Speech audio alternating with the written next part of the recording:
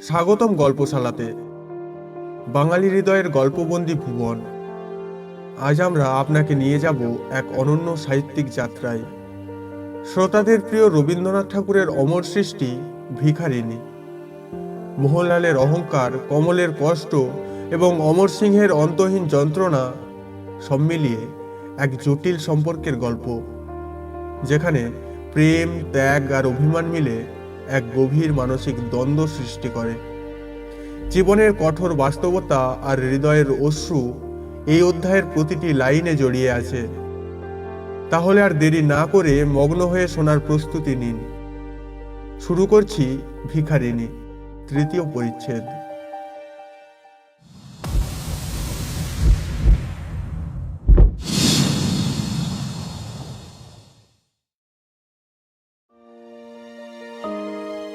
মোহনলালের সহিত কমলের বিবাহ প্রস্তাব হয়, কিন্তু তাহা সম্পন্ন না হওয়াতে মোহন মনে মনে কিছু ক্রীরুদ্ধ হইয়া আছে। কমলের সমুদয় বৃত্তান্ত মোহনলাল প্রাতেই শুনিতে পাইয়াছিলেন এবং তৎক্ষণাৎ কুলপুরোহিতকে ডাকাইয়া শীঘ্র বিবাহের উত্তম দিন আছে কিনা জিজ্ঞাসা করিলেন। গ্রামের মধ্যে মোহনের ন্যায় ধনী আর কেহ ছিল না। আকুল বিধবা অবশেষে তাহার বাটিতে আসিয়া উপস্থিত হইলেন। মোহন উপহাসের স্বরে হাসিয়া কহিলেন, হে কি অপূর্ব ব্যাপার! এতদিনের পর দরিদ্রের কুটিরে যে পদার্পণ হইল। বিধবা বলিলেন, উপহাস করিও না, আমি দরিদ্র, তোমার কাছে ভিক্ষা চাইতে আসিয়াছি। মোহন জিজ্ঞাসা করিলেন, কি হইয়াছে? বিধবা অদ্যপান্ত সমস্ত বৃত্তান্ত কহিলেন।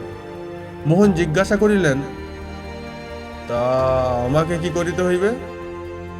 বিধবা বলিলেন, কমলের প্রাণ রক্ষা করিতে হইবে। মোহন জিজ্ঞাসা করিলেন, কেন, অমর সিংহ এখানে নাই?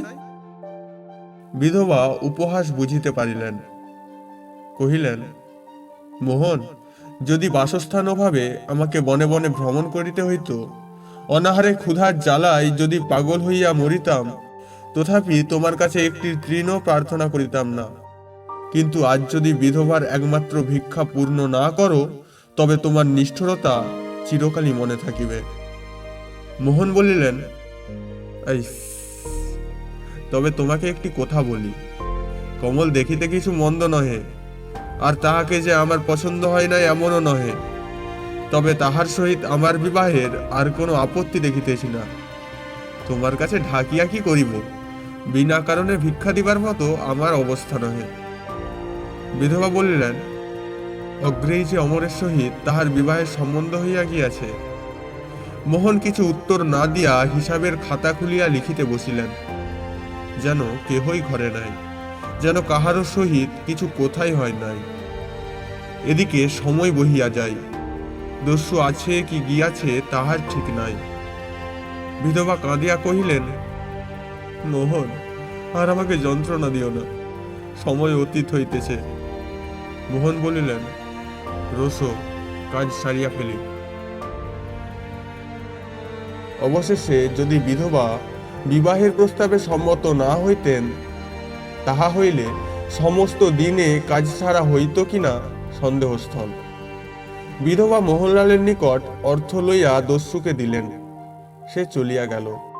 সেই দিনই ভয়ে আশঙ্কায় ত্রস্তা হরিণীটির ন্যায় বিহলা বালিকা মাতার কোড়ে ফিরিয়া আসিল এবং তাহার বাহুপাশে মুখখানি প্রচ্ছন্ন করিয়া অনেকক্ষণ কাঁদিয়া কাঁদিয়া মনের বেগ শান্ত করিল। কিন্তু অনাথিনী বালিকা এক দস্যুর হস্ত হইতে আর এক দস্যুর হস্তে পড়িল। কত বৎসর গত হইয়া গেল, যুদ্ধের অগ্নি নির্বাপিত হইয়াছে, সৈনিকেরা দেশে ফিরিয়া আসিয়াছে ও অস্ত্র পরিত্যাগ করিয়া এক্ষণে ভূমি কর্ষণ করিতেছে। বিধবা সংবাদ পাইলেন যে অজিত সিংহ হত হইয়াছে ও অমর কারারুদ্ধ হইয়াছে, কিন্তু কন্যাকে এ সংবাদ শোনান নাই। মোহনের সহিত বালিকার বিবাহ হইয়া গেল। মোহনের ক্রোধ কিছুমাত্র নিবৃত্ত হইল না। তাহার প্রতিহিংসা প্রবৃত্তি বিবাহ করিয়াই তৃপ্ত হয় নাই। সে নির্দোষী অবলা বালার প্রতি অনর্থক পীড়ন করিত। কমল মাতৃকোড়ে স্নিগ্ধ স্নেহচ্ছায়া হইতে এই নিষ্ঠুর কারাগৃহে আসিয়া অত্যন্ত কষ্ট পাইতেছে। অভাগিনী কাঁদিতেও পায় না। বিন্দুমাত্র অশ্রু নেত্রে দেখা দিলে মোহনের ভৎসনার ভয়ে ত্রস্ত হইয়া মুছিয়া ফেলিত। শৈলশিখরের নিষ্কলঙ্ক তুষার দর্পণের উপর উষার রক্তিম মেঘমালা স্তরে স্তরে সজ্জিত হইল। ঘুমন্ত বিধবা দ্বারে আঘাত শুনিয়া জাগিয়া উঠিলেন। দ্বার খুলিয়া দেখিলেন সৈনিক বেশে অমর সিংহ দাঁড়াইয়া আছেন। বিধবা কিছুই বুঝিতে পারিলেন না, দাঁড়াইয়া রহিলেন। অমর তাড়াতাড়ি জিজ্ঞাসা করিলেন, কমল, কমল কোথায়? শুনিলেন স্বামীর আলয়ে। মুহূর্তের জন্য স্তম্ভিত হইয়া রহিলেন। তিনি কত কি আশা করিয়াছিলেন, ভাবিয়াছিলেন কতদিনের পর দেশে ফিরিয়া যাইতেছেন। যুদ্ধের উন্মত্ত ছটিকা হইতে প্রণয়ের শান্তিময় স্নিগ্ধ নীড়ে ঘুমাইতে যাইতেছেন। তিনি যখন অতর্কিতভাবে দ্বারে গিয়া দাঁড়াইবেন, তখন হর্ষবিহলা কমল ছুটিয়া গিয়া তাহার বক্ষে ঝাঁপাইয়া পড়িবে। বাল্যকালের সুখময় স্থান সেই শৈলশিখরের উপর বসিয়া কমলকে যুদ্ধ গৌরবের কথা শুনাইবেন। অবশেষে কমলের সহিত বিবাহ সূত্রে আবদ্ধ হইয়া প্রণয়ের কুসুমকুঞ্জে সমস্ত জীবন সুখের স্বপ্নে কাটাইবেন।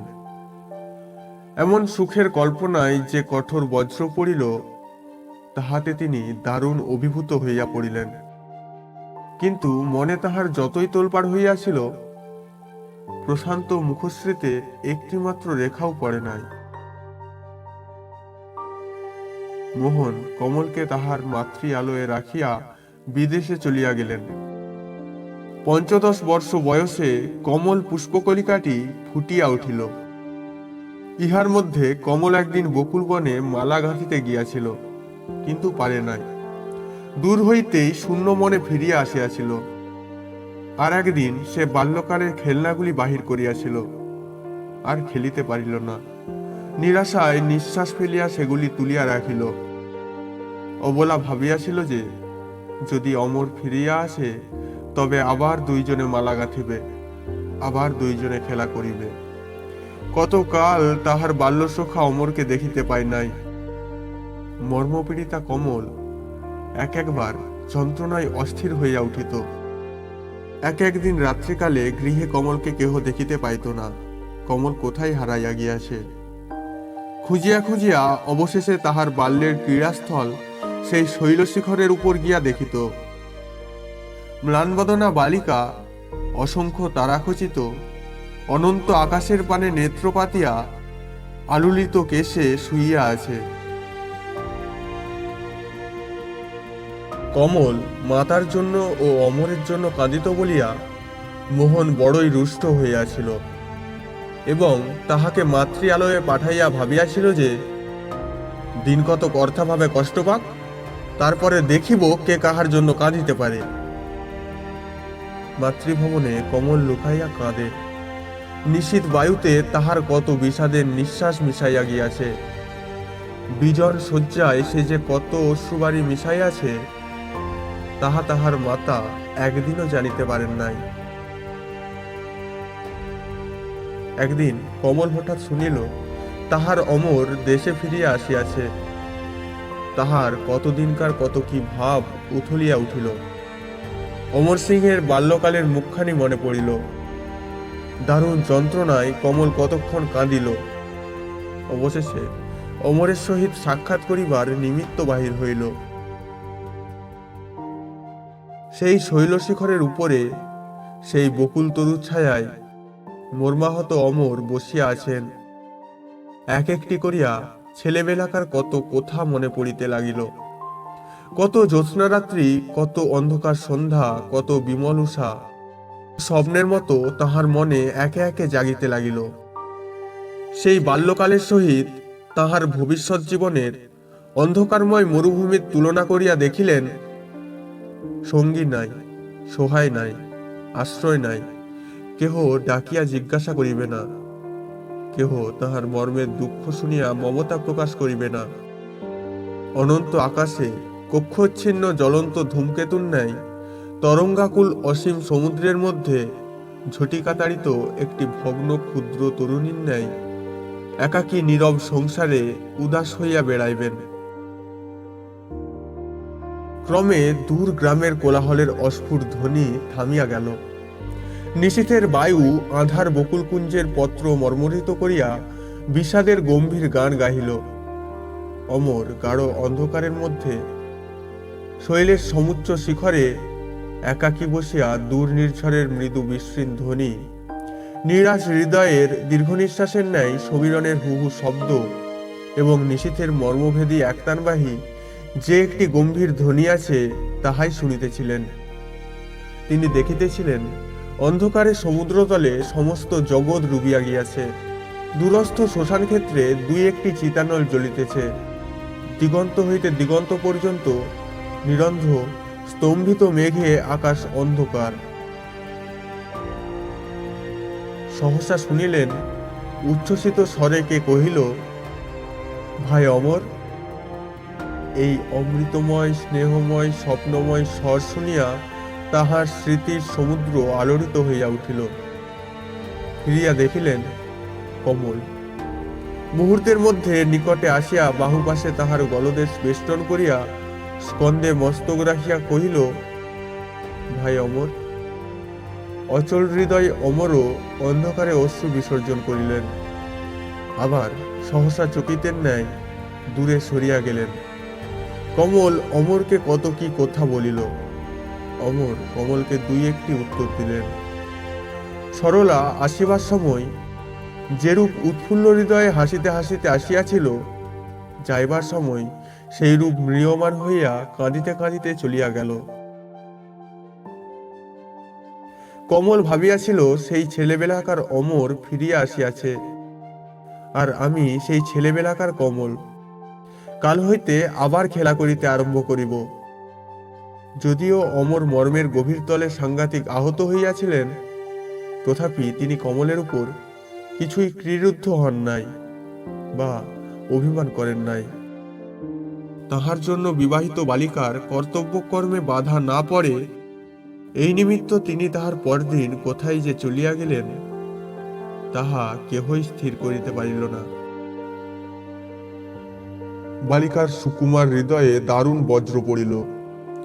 অভিমানিনী কতদিন ধরিয়া ভাবিয়াছে যে এতদিনের পর সে বাল্যসখা অমরের কাছে ছুটিয়া গেল। অমর কেন তাহাকে উপেক্ষা করিল কিছুই ভাবিয়া পায় নাই। একদিন তাহার মাতাকে ওই কথা জিজ্ঞাসা করিয়াছিল। মাতা তাহাকে বুঝাইয়া দিয়াছিলেন যে কিছুকাল রাজসভার আড়ম্বর রাশির মধ্যে থাকিয়া সেনাপতি অমর সিংহ পর্ণকুটির বাসিনী ভিখারিণীর ক্ষুদ্র বালিকাটিকে ভুলিয়া যাইবেন, তাতে অসম্ভব কি আছে। এই কথাই দরিদ্র বালিকার অন্তরতম দেশে সেল বিধিয়াছিল। অমর সিংহ তাহার প্রতি নিষ্ঠুর আচরণ করিল মনে করিয়া কমল কষ্ট পায় নাই। হতভাগিনী ভাবিত, আমি দরিদ্র, আমার কিছুই নাই, আমার কেহই নাই, আমি বুদ্ধিহীনা ক্ষুদ্র বালিকা, তাহার চরণ রেণুরও যোগ্য নহি। তবে তাহাকে ভাই বলিব কোন অধিকারে, তাহাকে ভালোবাসিব কোন অধিকারে? আমি দরিদ্র কমল, আমি কে যে তাহার স্নেহ প্রার্থনা করিব? সমস্ত রাত্রি কাঁদিয়া কাটিয়া যায়।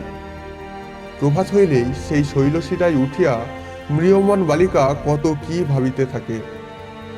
তাহার মর্মের নিভৃত তলে যে বাণ বিদ্ধ হইয়াছিল, তাহা যদিও সে মর্মেই লুকাইয়া রাখিয়াছিল, পৃথিবীর কাহাকেও দেখায় নাই, তথাপি ওই মর্মে লুক্কায়িত বাণ ধীরে ধীরে তাহার হৃদয়ের শনির ক্ষয় করিতে লাগিল।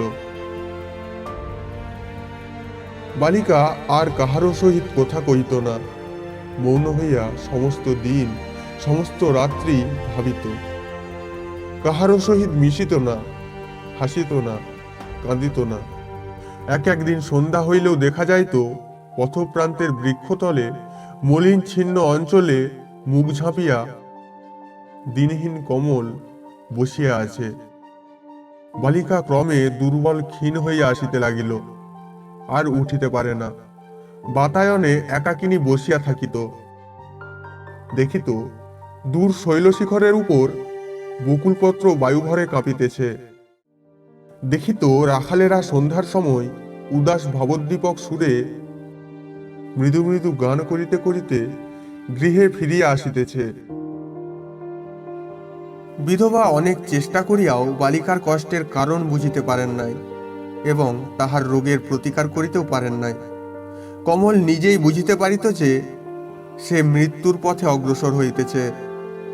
তাহার আর কোনো বাসনা ছিল না, কেবল দেবতার কাছে প্রার্থনা করিত যে মরিবার সময় যেন অমরকে দেখিতে পায়। কমলের পীড়া গুরুতর হইল, মূর্ছার পর মূর্ছা হইতে লাগিল। শিয়রে বিধবা নীরব। কমলের গ্রাম্য সঙ্গিনী বালিকারা চারিধার ঘিরিয়া দাঁড়াইয়া আছে। দরিদ্র বিধবার অর্থ নাই যে চিকিৎসার ব্যয়ভার বহন করিতে পারেন। মোহন দেশে নাই এবং দেশে থাকিলেও তাহার নিকট হইতে কিছু আশা করিতে পারিতেন না। তিনি দিবারাত্রি পরিশ্রম করিয়া সর্বস্ব বিক্রয় করিয়া কমলের পথ্যাদি যোগাইতেন। চিকিৎসকদের দ্বারে দ্বারে ভ্রমণ করিয়া ভিক্ষা চাইতেন যে তাহারা কমলকে একবার দেখিতে আসুক। অনেক মিনতিতে চিকিৎসক কমলকে আজ রাত্রে দেখিতে আসিবে বলিয়া স্বীকৃত হইয়াছে। অন্ধকার রাত্রে তারাগুলি ঘোর নিবিড় মেঘে ডুবিয়া গিয়াছে। বজ্রের গুরুতর গর্জন শৈলের প্রত্যেক গুহায় গুহায় প্রতিধ্বনিত হইতেছে এবং অবিরল বিদ্যুতের তীক্ষ্ণ চকিতচ্ছটা শৈলের প্রত্যেক শৃঙ্গে শৃঙ্গে আঘাত করিতেছে। মুষলধারায় বৃষ্টি পড়িতেছে, প্রচণ্ড বেগে ঝটিকা বহিতেছে। শৈলবাসীরা অনেকদিন এরূপ ঝড় দেখেন নাই।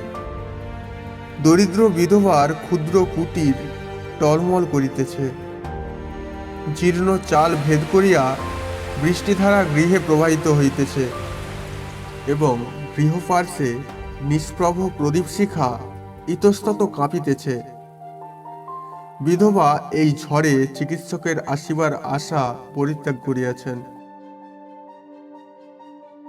হতভাগিনী নিরাশ হৃদয়ে নিরাশাব্যঞ্জক স্থির দৃষ্টিতে কমলের মুখের পানে চাহিয়া আছেন ও প্রত্যেক শব্দে চিকিৎসকের আশায় চকিত হইয়া দ্বারের দিকে চাহিতেছেন। একবার কমলের মূর্ছা ভাঙিল।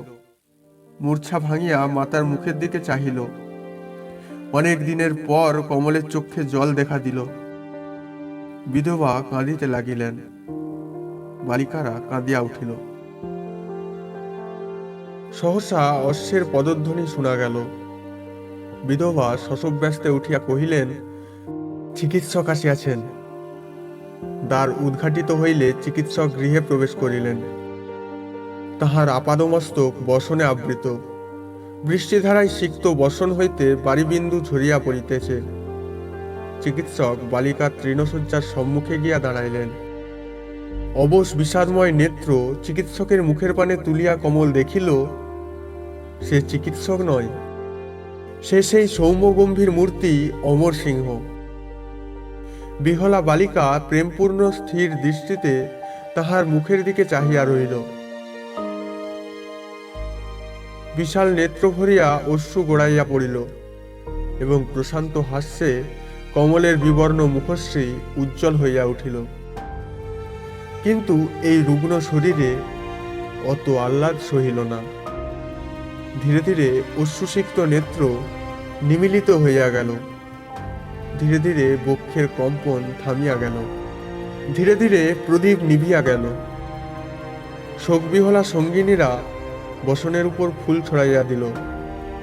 অশ্রুহীন নেত্রে দীর্ঘশ্বাসশূন্য বক্ষে অন্ধকারময় হৃদয়ে অমরসিংহ ছুটিয়া বাহির হইয়া গেলেন।